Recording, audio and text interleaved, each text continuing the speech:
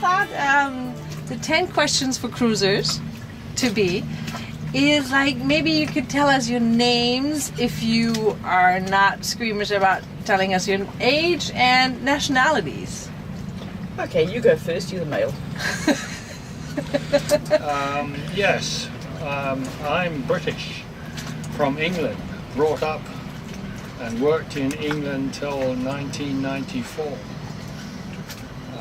when I escaped from England and worked as an expatriate for 10 years until I got to retirement age, which was 60. And but I'm now 72 this month. Next week. Next week, in fact. Happy the early birthday. Yeah. And what is your name?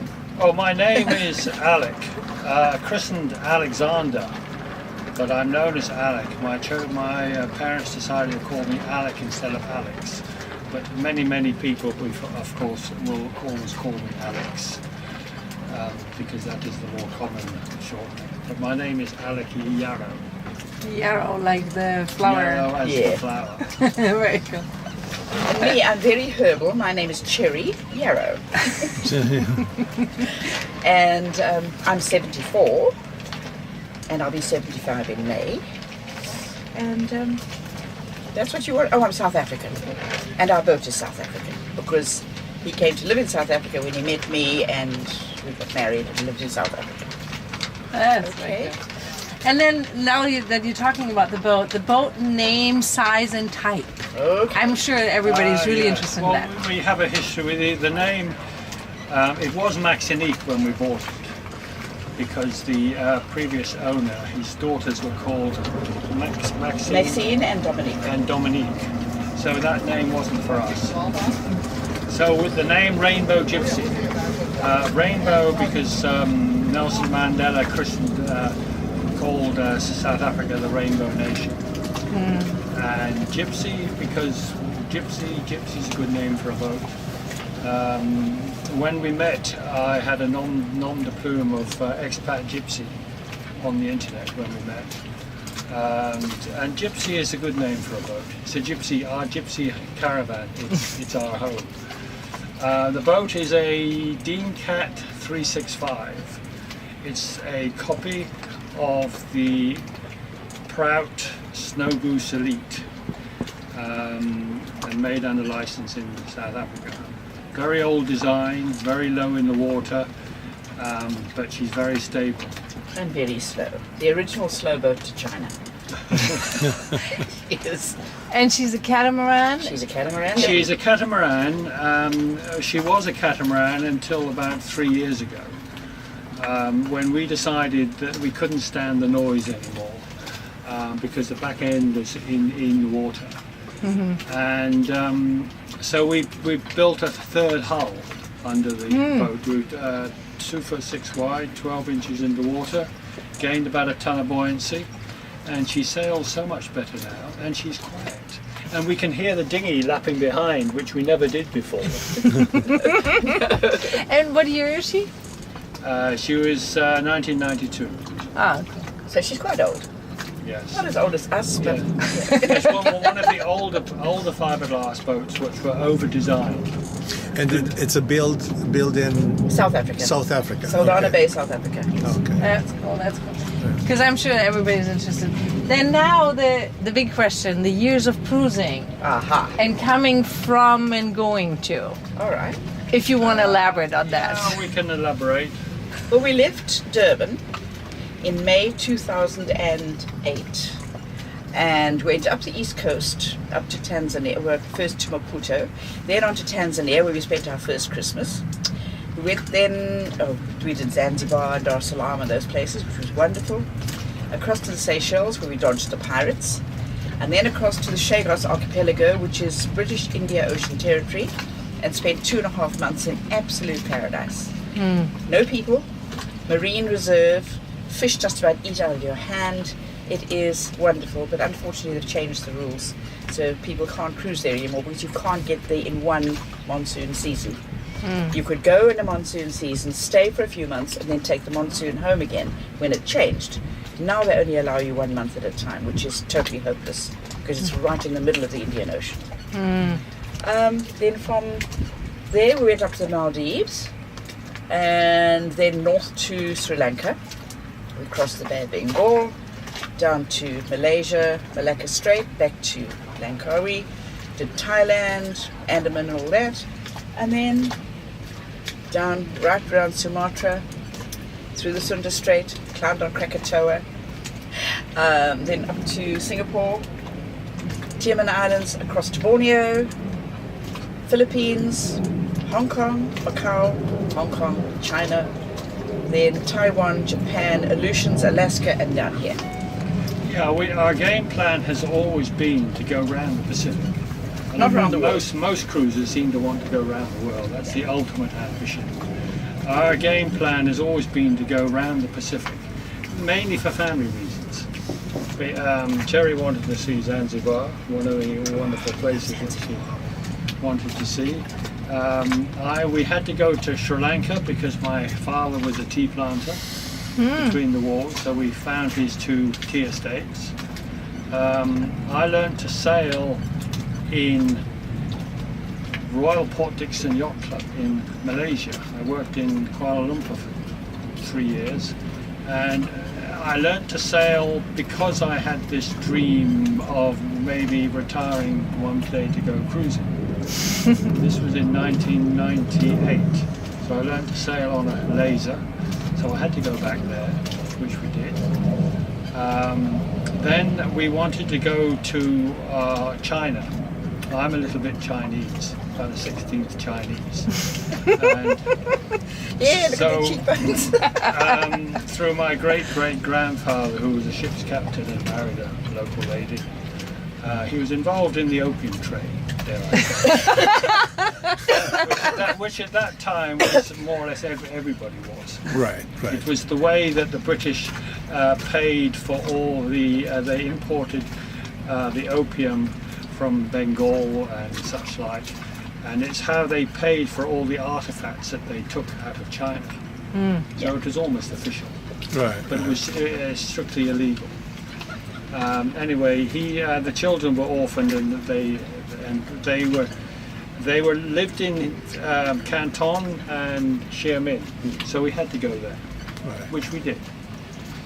And so we had to went to Hong Kong, and then we had to go to Vancouver Island. Absolutely, my son lives there. Bruce and his family live in Victoria, Vancouver Island, so we had to go there. And my mother comes from New Zealand, so we're going to end up in New Zealand. That's the game plan. After that, who knows? San Cherry and. That's cool.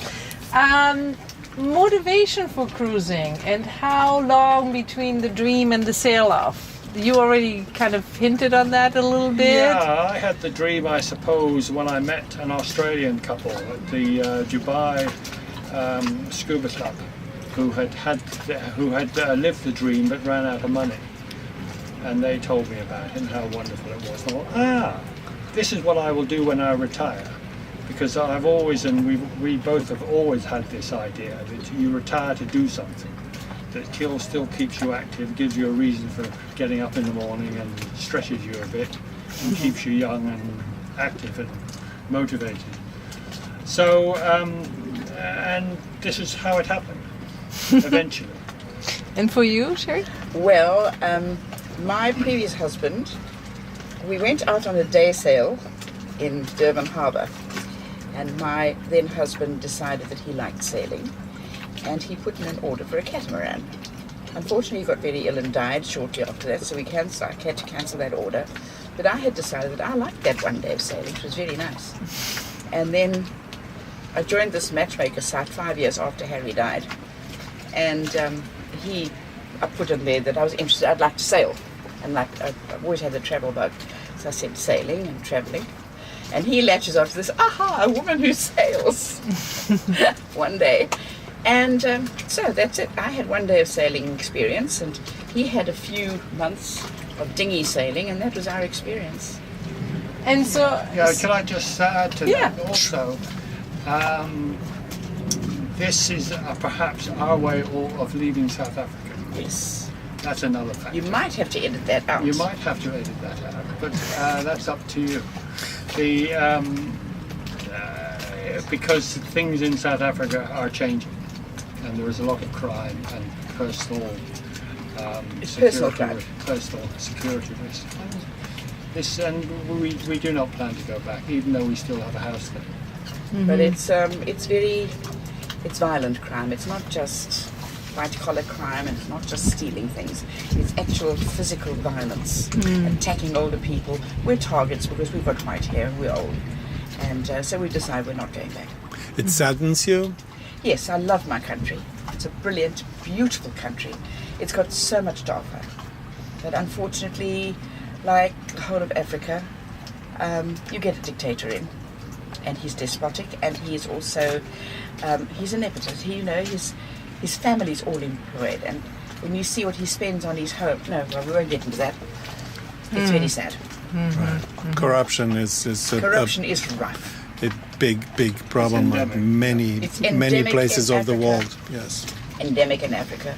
And it's not just the corruption, it's this whole idea that I'm here for me, and my family and the rest of you can go there. So, yeah.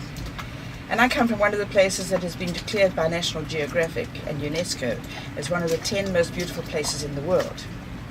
Places of natural beauty. You've been there, to the farm where I was born. And it is absolutely incredibly beautiful. And to think that I'll never go back. It's really sad. Anyway. But if you look at this reason as your motivation to move around, Yes. to see the world, It's a good thing. then it's not that bad. There's always a silver lining to everything. Exactly. There's Oh, always yeah. the black Oh, and there's yeah. always the white. And we have chosen to see this, and we're seeing so many things that are on our bucket list. I mean, we've walked the Great Wall of China. We've climbed Mount Krakatoa. We've climbed Mount Pinatubo in the Philippines, and everyone blew at Clark Airfield. We've been up Lake Taal, which is a volcano with a huge caldera and an island in the middle that has grown up, and another caldera in the middle of that. And we've climbed that. We sort of collect volcanoes. He's climbed Mount Kilimanjaro. Yes, this is all on our bucket list. We're doing these things, and we're having an absolute ball.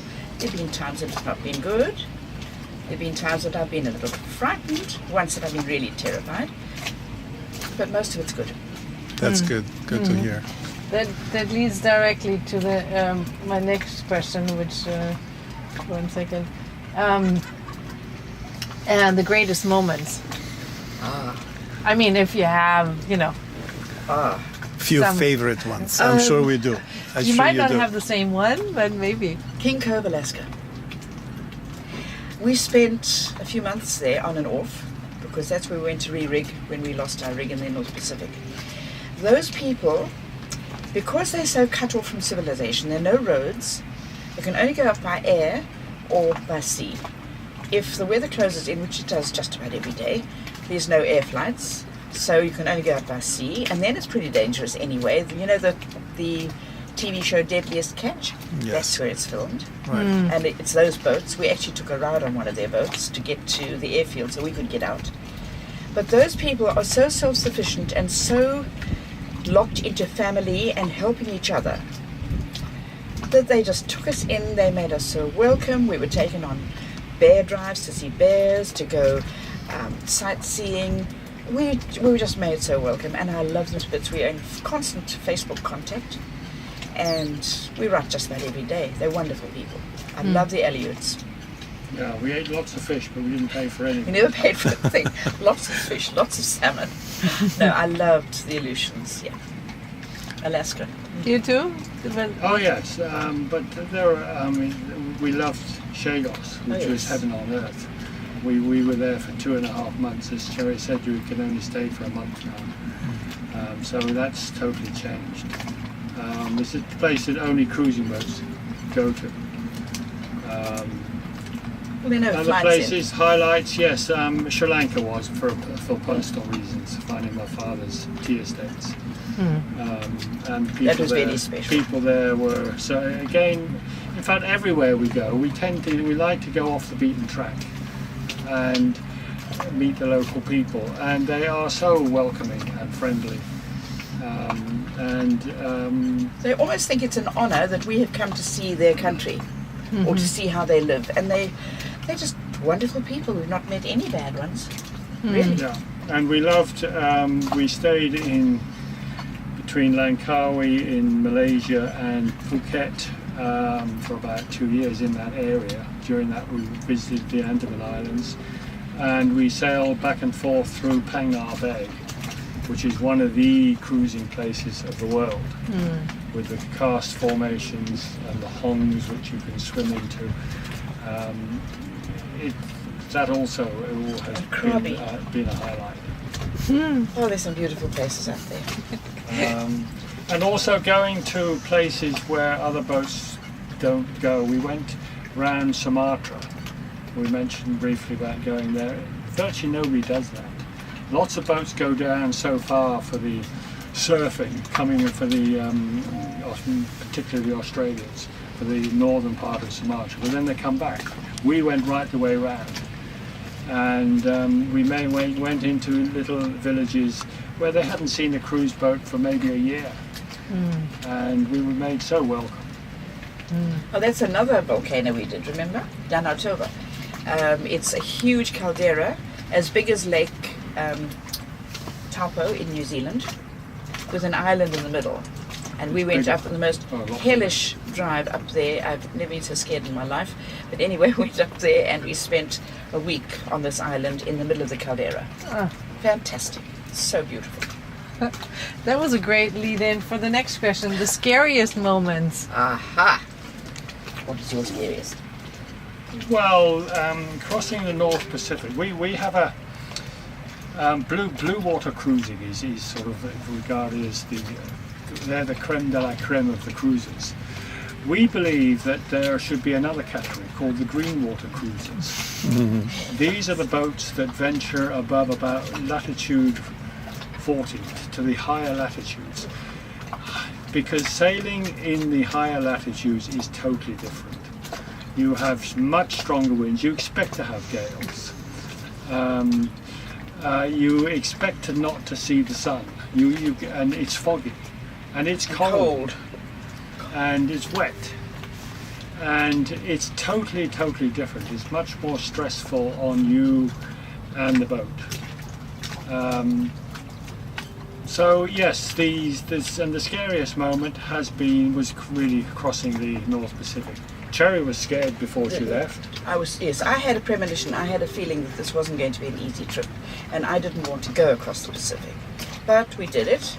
My scariest moment was also Pacific, when we'd gone north through the Aleutians, through the Fenimore's Pass, and over the top of Atka, and we had to get into this tiny little bay to anchor, because the winds up there are pretty fierce, and the wind was in our faces, and the current was against us, and it took us 7 hours to do 5 miles, because we had lost our sails and mast, we had a problem with the engines.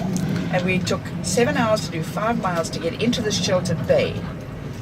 And that was the most terrified I've ever been. I really didn't think we were going to make it. We were in thick fog. Totally Couldn't see anything. Reliant upon our chart plotter. And nobody to help you. And nobody helped us. Nobody to help us because they couldn't hear us on the radio. Because we lost our mast. Oh, you lost your antenna. Anyway. We had a range of about 2 miles. We did call, but we got no response. And they were calling us. They could see us, and they were calling us, and we couldn't hear them, of course. And but they were amazing. When we came in the next morning, it was nice and calm. The gale was over, and we went ashore. And this man said, "Are you in the sailboat without sails?" I said, "That's us." The sailboat with no sails. Wow. Now that was frightening. That was probably the scariest. That was the worst, I think. Actually getting into Atka. But the boat was as solid as a rock. Oh, yeah. I mean, she was so like a duck sitting on the water. She didn't. Oh, we never had risk of sort of. She's a lovely boat. Of anything. No, we totally trust our boat. You never thought of abandoning it? Oh, never. Not a No, chance. it wasn't even entered your head. No. That's good. There was That's no problem about that. In fact, the rule is that you don't go into a life raft until you step up into it. Yes. Right. You never step down. When the boat's Step up. sinking. Right, The boat's right. sinking, you That's the rule. That's the rule. When your life boat is higher than your boat itself. Then Yes. that's right. Right. No, that's the only time we've ever been frightened, and it was a long, stressful time, because it was from the time we lost the mast, or from the time the furler broke. That was 2 weeks, and then the mast went, and we had to go north through the Fenimore, and the Coast Guard was alerted by a friend of ours in Hong Kong that they thought we were taking on water. We were taking water through the sail drives, which is not the same thing. But of course they said, oh, they're taking on water. And the next thing, the US Coast Guard's over us. It was very encouraging to know that they knew we were there. And they gave us a position report and the tide reports. They were fantastic. US Coast Guard is top of my pops. And they told us where to go through. And we reported in every day, gave our position. And they'd fly over us to collect our radio right over the top of us. We just saw this vague grey shape over the top. And no, that was good. But the rest has been fantastic. We've had some rough times, yes, but nothing frightening. Yes, our sacrifices Yeah, and gains. sacrifices and gains. I mean, if you would even put it that way, but I wouldn't even put it that I way. We wouldn't. went back to South Africa and we did stay in our house with our home sitters for a few days. And we said to each other, "Do you want to come back here?" No way. No I would way. say It's the all- one thing you It's do. all gain. It's all gain. It's all gain, except for one thing, our families. But you know, when you think about it, your children are growing up and they've got their families to look after. They don't have time for Granny and Grandpa to come and live with them or spend time with them all the time. So we have quality time. We go back once a year or every 2 years, and we have really good quality time with each family. And we send emails and we keep in touch by Facebook and that. So there are a lot of pluses, and the kids are proud of us. We hear other people saying, "Oh, our children made such a fuss when we wanted to go," and "Are you crazy?" and "What about leaving the children?" Our children have been phenomenal. They've been absolutely wonderful. They're proud of us. They brag about us to all their friends. And no, we've been very lucky. Very lucky. So a lot of gains. What a life. yeah, a lot of people think about when you move onto a boat that you sacrifice space and luxuries and No. Luxuries, we've got them all. You must remember that we are a lot older than you, and we're war babies. We can remember the days where we didn't have vacuums and fridges and TV. and any of Facebook. this sort of things. We're going back to our basics of what's really important in life. That's a very good point. And I think today people get into bubbles of comfort. Yes. And then it's very hard to break that bubble. Yes. You become your own inmate, if you want, when it comes to Exactly. You're a you prisoner. don't. Yeah. Oh, should we go to the mountains? What if it's gonna be cold? Or what? You know what I mean? They don't even do 2 days trips or three days that's trips. right. Oh, should we stay in a hotel? But it's not like home. It's not my pillow. It's not my shower. It's not my whatever it is. Yes. Little things which keeps you from being great and experience this amazing world we're living in. It is an amazing world, let me tell you. That's true. No, the thing is, we both like camping too. Well, that's pretty basic. It's- in our 70s we still like to camp. If the weather's decent, we don't like it too much when it rains, but we did a wonderful trip through the Canadian Rockies where we just camped every night. Here we go. Not even an SUV, it was it wasn't a, Yeah, it was an just SUV, it wasn't an RV. It was just a little estate thing. Lift the hatch. I had a camp stove that my son lent me. We had this little pup tent that we opened up, put on the ground. I cooked out in the rain. We climbed on glaciers. It's a wonderful life. this leads me to another question about self-sufficiency. Is that how you deal with it because you have to be, or what are your thoughts on this? You have to deal with it because there's no one out there. It's not like driving to go and see that mountain over there. You get tired of sitting in the car. Oh, come on, let's stop in this layover and we'll stop and have tea or something. You can't get off the boat. So it's a different mindset. You actually go in knowing But there's no way you can get off. So therefore you live with it. No matter what happens, you live through it. There are times that you're a bit scared. But at the time you don't panic, you don't do stupid things. But after you just think, that was awful.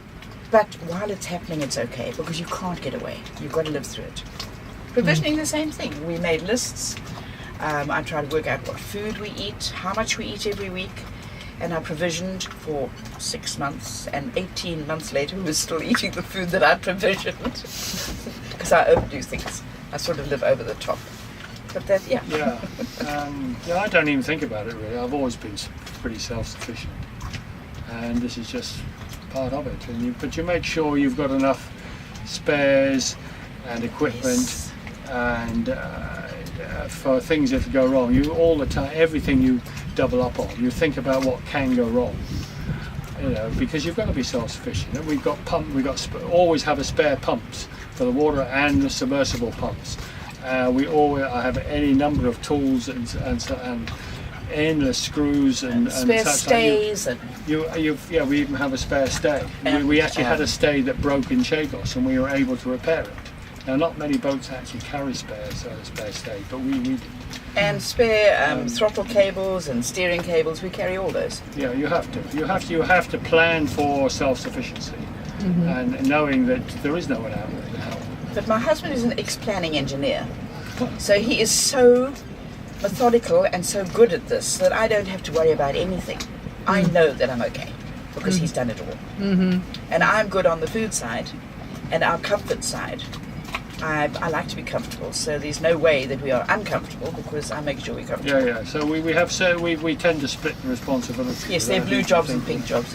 But as for Cherry's IC communications, I don't even know how to work the SSB. And that's a fact. To do we have a daily weather report when we're at sea, and I don't even know how to do it. She does it. And, Yes, I do all the communications. Whereas she doesn't know much about the engines. No. And the electrics. I do all that, of course. And so how does it work? You said you produce your own energy, and you produce, for land lubbers, for people on land, they wouldn't even know how to start. Well, you have to be thinking about it. self-sufficient. The wind. And you can live for very little. The wind is free.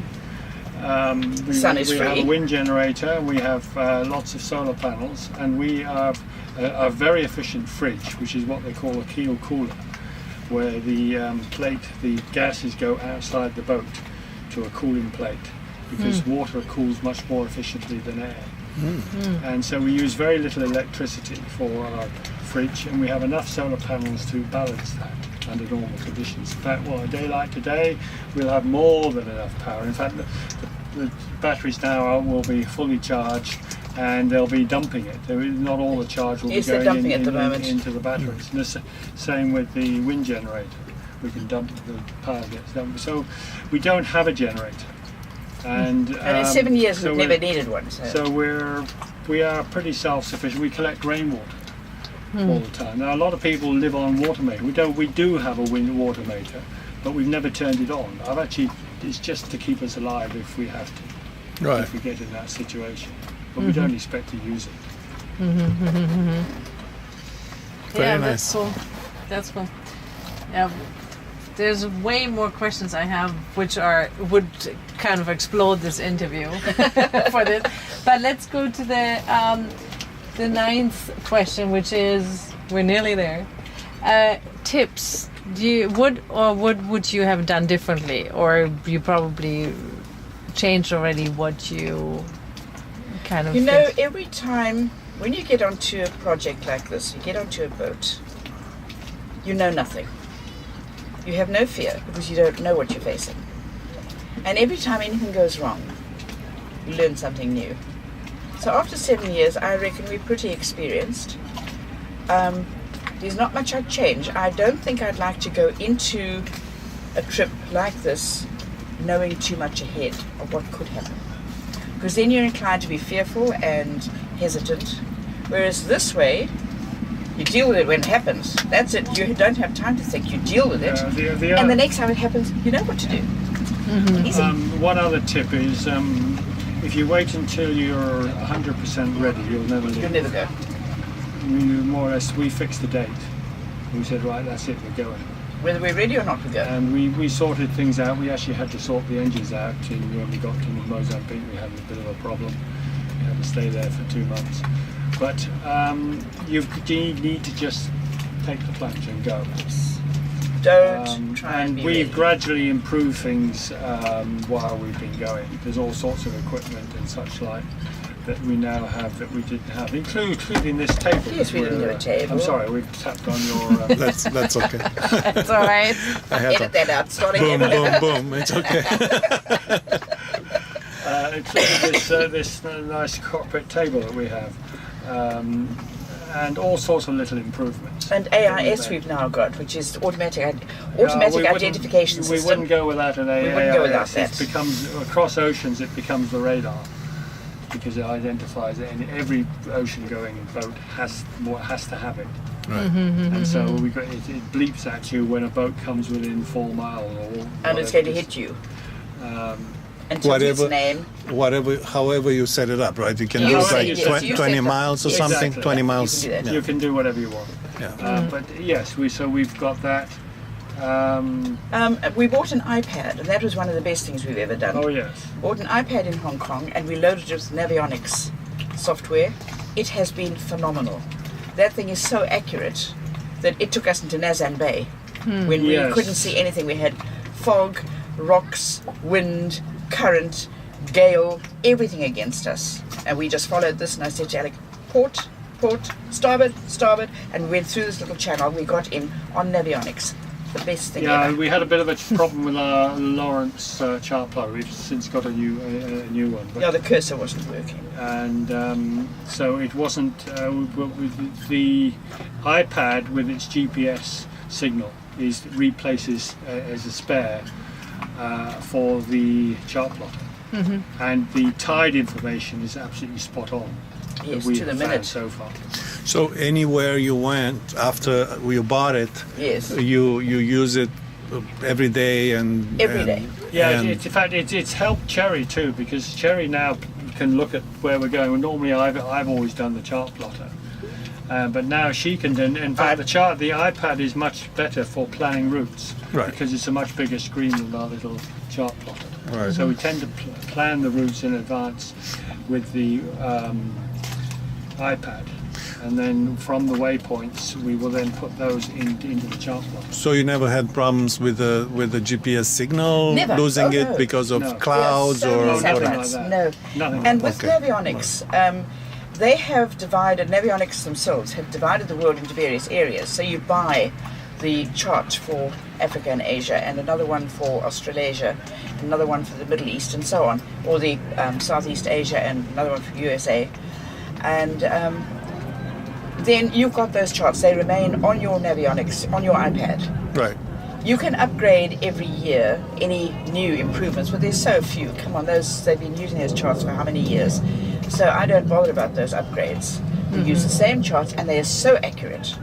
So you just buy it once, and you've got them.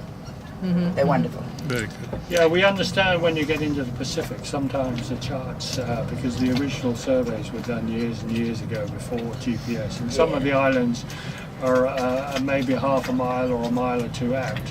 So you don't And approach them at night. one of the recommendations we've had, which we're just thinking about, is to download Google Earth onto your iPad in advance while you've got internet connection, because that then you can overlay Pictures that of the onto your Navionics Which I've actually chart, started doing, though. which will tell you where the entry to the atoll is, which you actually can't find because It's half a mile off. So we've been warned. That's cool. And so I guess then the scariest moment, another scary moment, was the leaving the harbor and taking off, cutting the lines. No, it wasn't funnily enough, because we had a spot of drama when we left. We were nervous of going on our own. So we had a good friend who's got the identical boat to us, and he was a very experienced sailor. So he was going to come with us. So he and his girlfriend came with us for the first trip up to Maputo. And we didn't know it at the time. She was terrified. and she didn't want to go sailing. She had said to him so many times, I don't want to do this, I'm scared, I don't want to go. And we were delayed in leaving. We wanted to leave at about 3 in the afternoon. We finally left at about 5 in the afternoon because she was sitting in the clubhouse toilet crying her eyes out. She didn't want to go.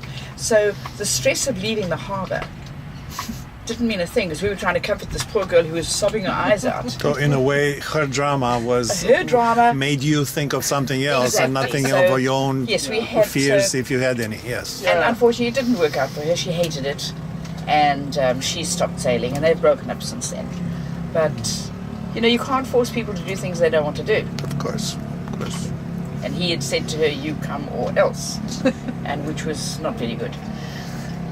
But that was, so for us leaving the harbour.